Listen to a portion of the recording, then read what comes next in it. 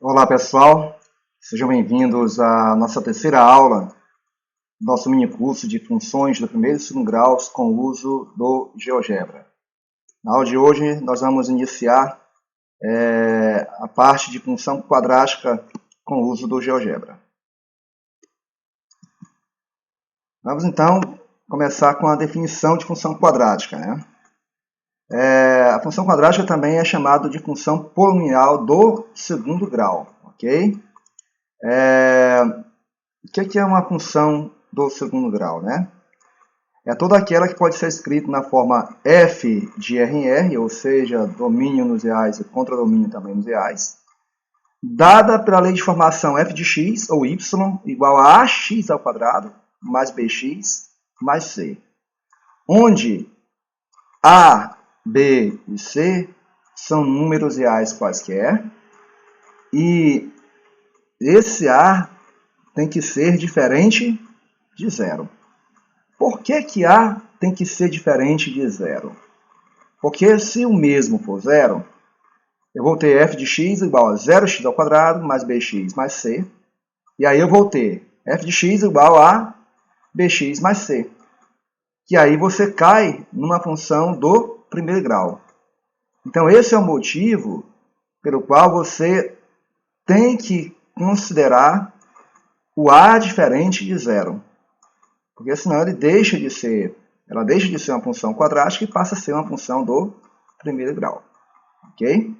Um detalhe muito importante que a gente não pode esquecer. Vejamos aqui alguns exemplos de funções quadráticas, tá? Eu tenho aqui f de x igual a 3x ao quadrado menos 4x mais 1. Lembrando que o termo a é tudo que multiplica a variável ao quadrado, né? O x ao quadrado, nesse caso. Então é 3 o a é 3. B é tudo que multiplica x, né? Ou a variável elevada a 1, que no caso aqui é menos 4. A gente não pode esquecer o menos, tá, gente? E o termo C é aquele termo independente, está sozinho, sem variável, que no caso é 1. Vamos tirar um outro exemplo agora. f de x igual a x ao quadrado menos 1. Vamos tomar cuidado com ele. É uma função quadrática? É, só que é uma função quadrática incompleta, com os termos A e C. Está subentendido que aqui eu tenho que f de x igual a x ao quadrado mais 0x menos 1. Então, o A aqui seria 1, que é tudo que multiplica x ao quadrado. O B seria 0, porque é 0x. E o termo C é menos 1, que é o termo que não tem nenhuma variável multiplicando. Ok? Vamos pegar essa aqui, essa última aqui. f de x igual a menos 4x ao quadrado. Também é uma função quadrática, só que ela agora é incompleta com os termos B e C. Aqui é a mesma coisa que a gente está fazendo f de x igual a menos 4x ao quadrado mais 0x mais 0. Então, o termo A é tudo que multiplica a variável ao quadrado, que no caso aqui é menos 4. O B, vocês lembram que eu falei que é 0x? Então, B é 0, mais 0 no final, né? Então, o C é 0, que é o termo independente. Ok? Então, aqui eu tenho 5 funções quadráticas, algumas completas e outras incompletas. Então, função quadrática é toda aquela que pode ser escrita na forma f de x igual a x ao quadrado mais bx mais c, dentro das características que eu falei agora há pouco. Certo? Vamos falar um pouco agora de gráfico, né? O gráfico de uma função quadrática, gente, é uma curva chamada parábola. E essa parábola, ela pode ter a concavidade para cima ou a concavidade para baixo, como veremos a seguir.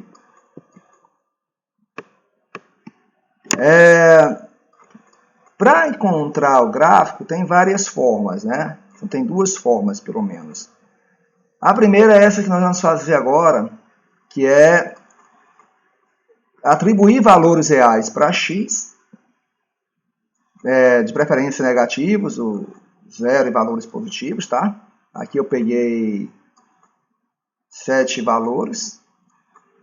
Por que eu tenho que pegar valores negativos, o zero e valores positivos, porque aí a função fica melhor distribuída no plano cartesiano, tudo bem? Então eu pego valores reais para x, tomei o cuidado de pegar valores negativos, o zero e valores positivos, e vou encontrar o seu respectivo valor para y, a sua respectiva imagem, tá bom? E aí formar pontos. Bem, qual a lei de formação? Y é igual a x ao quadrado mais x, está aqui. Coloquei ela aqui por conveniência. Né? Então eu vou pegar o primeiro valor, né, que eu atribuí para x. Para x igual a menos 3, e aí você substitui. O y será igual. Quem é x? Menos 3. Coloca entre parênteses ao quadrado. Mais, quem é x? Novamente entre parênteses, né, para separar os sinais. Quem é x? Menos 3. Menos 3 ao quadrado, dá 9. E aí você faz a operação, mais vezes menos, menos 3. 9 menos 3, y igual a 6. Então a imagem de x igual a 3 é y igual a 6. Então já tem aqui o primeiro ponto. Menos 3 do x e 6 do y, que é a sua respectiva imagem. Vamos pegar mais um, então. Pegar aqui um fracionário, né? Para x igual a menos meio, o y será igual. Quem é x? Menos meio ao quadrado, mais quem é x? Menos meio, né? E aí, menos meio ao quadrado é menos meio vezes menos meio. E aí você vai ter quem? Um quarto positivo. Aí você faz a operação aqui, mais vezes menos, menos meio. Um quarto menos meio, quando você tirar o mínimo múltiplo comum aqui, que é 4, facilmente você vai encontrar o y igual a menos um quarto. Então, para x igual a menos meio, a sua imagem será menos um quarto, que é o que está aqui. Quando x for menos meio, a imagem dele será menos um quarto. Então, eu tenho outro ponto, que é o menos meio e menos um quarto. Eu procedi de forma análoga para todos os demais valores de x, tá bom, gente? Você pode fazer isso aí em casa, o restante. E aí agora é só você colocar esses pontos obtidos no plano cartesiano. Eu já fiz aqui no GeoGebra, tá? Então, menos 3 do x, o eixo das abscissas, né, que é o x, e o eixo das ordenadas, que é o eixo y, né? Menos 3 do x. Tá aqui, menos 3 do x. E a imagem dele, quem é? 6 do y. Então, aqui eu já tenho o primeiro ponto. Menos 3 e 6. Depois, menos 2 do x, 2 do y. Menos 2 do x, está aqui à esquerda, levando a 2 do y, que é a sua imagem. Então, tem outro ponto aqui, que é o ponto menos 2 e 2. Vamos pegar mais uns aqui. 1 ou 2. X for menos meio. Menos meio está entre 0 e menos 1 aqui, né? Então, fica menos meio aqui. E menos um quarto está aqui embaixo, ó. Esse ponto aqui, ó. Correto? E aí eu tenho o ponto 0, 0, que é a origem. E, por exemplo, ponto 2 e 6. 2 do x. E sua imagem é 6. Quando você for traçar uma linha passando por todos os pontos, você vai encontrar o que nós chamamos de uma parábola. Tá? Nesse caso, ela está com a concavidade voltada para cima. A gente vai ver depois por quê. Ok? Então, é isso. Construir o gráfico de uma função, uma das formas é essa, é atribuir valores reais para x, tomando cuidado de colocar valores negativos, o zero, valores positivos, para ficar bem definido, ficar bem legal no plano, e encontrar suas imagens. E aí você encontra os seus respectivos pontos e substitui no plano, e é só traçar, e você vai encontrar a parábola, ok? Aí a gente tem algumas observações aqui, né? Que é falando sobre a concavidade da parábola, né? Nesse caso aqui, ó, tá vendo? A concavidade está voltada para cima.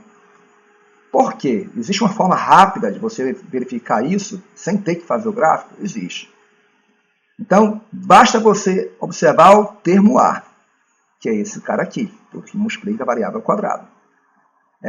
O termo A, ele é, nesse caso, vocês perceberam que o termo A ele é o que, gente? Ele é positivo, que é 1, né? Então, como ele é positivo, a concavidade é para cima, que é o que ele está dizendo aqui. Se A for maior que 0, o positivo, a parábola tem a concavidade voltada para cima, que é o caso do exemplo que a gente fez agora há pouco. Agora, caso contrário, caso A seja negativo, seja menor que 0, aí sim a concavidade é voltada para baixo. Tá? Então vamos ver aqui a seguir a construção e análise dos gráficos das funções y igual a x ao quadrado mais x e y igual a menos x ao quadrado mais x no GeoGebra, ok? Deixa eu só minimizar aqui. O primeiro gráfico é y igual a x ao quadrado mais x, que é esse cara aqui, correto? O segundo gráfico é y igual a menos, tá? X ao quadrado mais x, que é esse gráfico aqui. O que é importante a gente perceber? Nesse caso aqui, vamos para a primeira função, nesse caso, o A é positivo, é 1. Então, a concavidade será para cima, que é esse caso. Tá? O outro caso é quando o A é negativo. No caso aqui, o A é menos 1. Então, como nós vimos anteriormente, a concavidade obrigatoriamente será para baixo, sem ter a necessidade, gente, de estar construindo o gráfico para você verificar isso. Ok? A vantagem do GeoGebra é essa, né? Você consegue construir vários gráficos dentro de um mesmo plano cartesiano, né? E analisá-los de uma forma mais rápida, né? De uma forma mais dinâmica e mais ampla, tá bom? Então vamos voltar agora para a função e vamos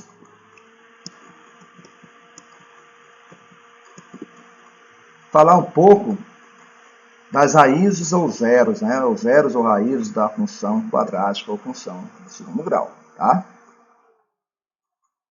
Chama-se zeros ou raízes da função do segundo grau, né? Os números reais de x, tais que o y ou f de x seja igual a zero. Em outras palavras, gente, as raízes ou zeros de uma função quadrática ou são os valores de x, onde a ordenada é nula, tá? Onde a ordenada é nula. Os valores de x, onde a ordenada é nula. Então, vamos ver aqui como que a gente faz para calcular essa raiz ou zero, né, gente?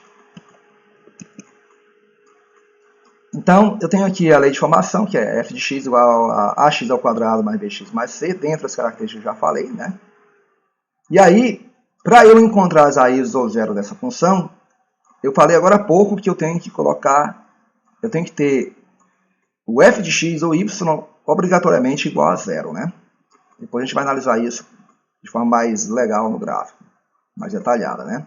Então, esse f de x tem que ser zero. E eu coloquei aqui ax ao quadrado mais bx mais c. Quem é f de x? Zero.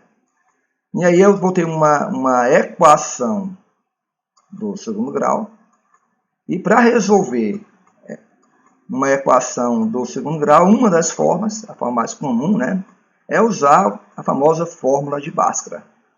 Vocês já viram, com certeza, em outras a partir do nono ano, né? Então, qual seria a forma de Bhaskara? X igual a menos B, que é esse cara aqui, né? Mais ou menos raiz quadrada de... Aí vem o discriminante, né? Que é o delta. B ao quadrado, novamente esse B ao quadrado, menos 4 vezes o A, vezes quem? Vezes C. Tudo isso aqui dividido para quem? Por 2 vezes esse A. Através dessa fórmula, gente, eu consigo tranquilamente encontrar as raízes ou zeros de uma função quadrática. Tá bom? Agora tem uma observação importante aqui. A quantidade de raízes reais de uma função quadrática depende do valor obtido para o radicando, ou seja, depende do discriminante que eu chamo de delta, né? Eu posso lembrar isso aqui e chamar apenas de delta, tá? Como eu fiz aqui. Então, vamos analisar o que está sendo dito aqui. Quando o delta for positivo, gente, eu posso afirmar com certeza que existem duas raízes reais e distintas, tá? Então, você calculou o discriminante e ele deu positivo, automaticamente você terá duas raízes reais distintas. Se o delta for igual a zero, gente, aí você terá apenas uma raiz real. Ou, para ser mais preciso, você terá duas raízes reais e iguais. Tá bom? E, finalmente, quando o delta for negativo, não existe raiz real. Por quê? Porque você não vai encontrar a raiz quadrada de um número negativo dos reais, tá, gente? Aqui eu tenho uma tabela que especifica melhor o que foi dito, tá? Aqui é o discriminante, o delta. E aí eu tenho aqui a parábola no plano cartesiano, a concavidade, né, para cima ou para baixo. Vamos lá. Quando o delta for maior que zero, a parábola corta o plano cartesiano, corta o eixo horizontal em 2 pontos, né? Que são esses casos aqui. Né? O delta maior que zero, a parábola vai tocar o eixo x em 2 pontos. No caso, esse e esse, certo? E detalhe, e se o A for maior que zero, como eu já falei anteriormente, a concavidade é para cima. Só que quando o delta é maior que zero, eu posso ter as duas opções, né? Sempre, né? Para cada discriminante eu tenho duas opções sempre, né? Então, quando o delta for maior que zero, evidentemente que eu tenho duas raízes, tocando o eixo x, aqui e aqui. E se o A for maior que zero, é claro que a concavidade é para cima, e se o A for menor que zero, a concavidade é para baixo. Então, o A, gente, ele te dá a concavidade, né? E o discriminante delta te dá o número de raízes, né? A quantidade das abscissas que tem ordenada nula. Então, vejamos agora quando delta for igual a zero, né? Então, quando delta é igual a zero, gente, não toca o eixo horizontal, não toca o eixo x, tá, gente? Não toca o eixo. Aliás, toca o eixo x em apenas um ponto, tá? Nesse caso, quando A for maior que zero, aí você vai ter a concavidade para cima. Mas observem que, como o delta é igual a zero, está tocando o eixo x em apenas um ponto, porque eu tenho apenas uma raiz, ou duas raízes reais iguais, né? Que no caso se transforma em uma. E aí a outra opção, que é quando o A é negativo, aí a concavidade é para baixo, mas como o delta é igual a zero, ele toca o eixo x, o eixo horizontal, em apenas um ponto. Tá bom? E a última análise que a gente faz é quando o delta for negativo. Aí sim você não tem, a parábola não toca o eixo x em nenhum dos pontos. Ok? Por quê? Porque não existe raiz real quando o delta for negativo. Tá? Então, a única coisa que você pode definir é se a concavidade é para cima ou para baixo. No caso aqui, A maior que zero, concavidade para cima. Mas como o delta é negativo, não toca o eixo x, ou seja, não existe raiz real para essa função. Tá? E aqui, o A é negativo, a concavidade é para baixo, mas como, novamente, o delta é negativo, não toca o eixo x. Por quê? Porque não existe raiz real. Tá bom? Então, são esses os casos, tá? Então, tem que lembrar sempre que o discriminante delta, ele te dá a quantidade de raízes da função quadrática e o A, ele te fornece a concavidade de uma função quadrática, tá bom? Então, toda função quadrática pode ter até duas raízes reais, ok? Agora, nós vamos colocar um exemplo aqui de função do segundo grau, tá? de cálculo das raízes, né? Ou zeros na função do segundo grau.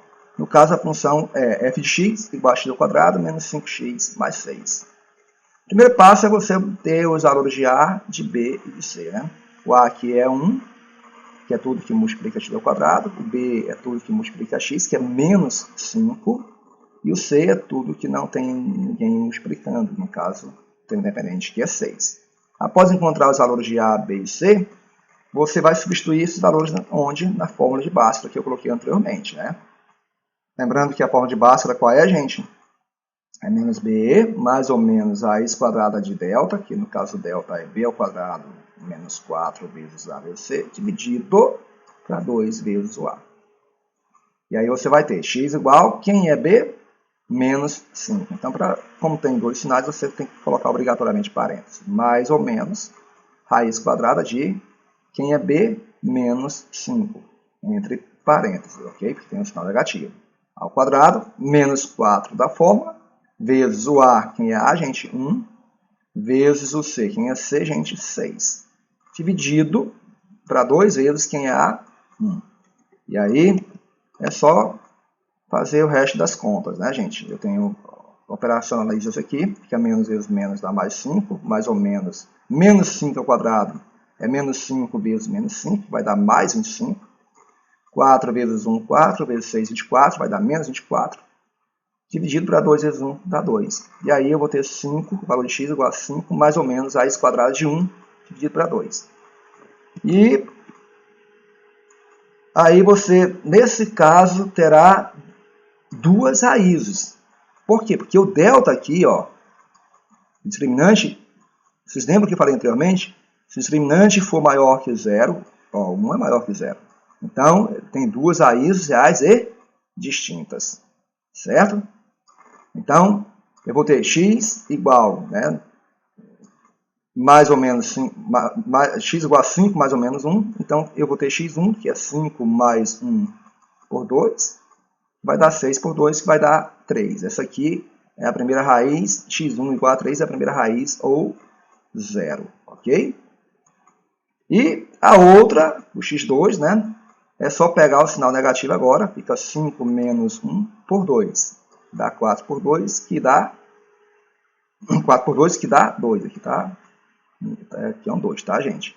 Que dá 2. Então, portanto, eu tenho aqui x2 igual a 2. Ok? Então, quais são as raízes da função f de x igual a x ao quadrado menos 5x mais 6? 3 e 2. Ok? Lembrando que eu tive que colocar aqui x ao quadrado menos 5x mais 6 igual a 0, fazendo f de x igual a 0, tá bom? Transformando a função numa equação de segundo grau, tá? E aí, vamos analisar um pouco mais isso nas próximas aulas, tá? Eu tenho aqui uma proposta de atividades, e aí você lê essas atividades e você vai estar apto a resolver a nossa terceira atividade relacionada à nossa primeira aula, a nossa terceira aula do curso, do mini curso, né, que a gente está ministrando, tá? Nesse caso, essa atividade é referente à parte inicial de função quadrática, tá? Vai estar lá no Google Class, tá? Só lembrando que ao final você terá um certificado digital após concluir todas as atividades. Então é isso, eu espero que vocês tenham gostado da terceira aula, tá? Agora falando um pouco de função quadrática com uso de GeoGebra. E na próxima aula a gente coloca a segunda parte, né, de função quadrática, que é a nossa quarta aula. Ok? Até breve.